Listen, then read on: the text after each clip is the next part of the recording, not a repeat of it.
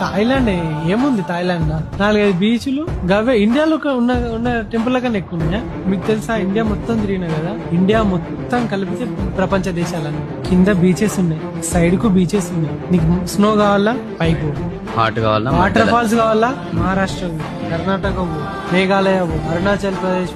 ఒక్క ఇండియాలోనే 365 డేస్ 3 సీజన్లు ఉంటాయి. రాజస్థాన్ ఎప్పటికీ ఎడారి 365 డేస్, చిరపుంజి మేఘాలయ 365 డేస్ వర్షమే, లదాఖ్, మనాలి, కాశ్మీర్ 365 డేస్ చల్లగా ఉంటుంది. ఒకసారి ఎక్కువ ఒకసారి తక్కువ.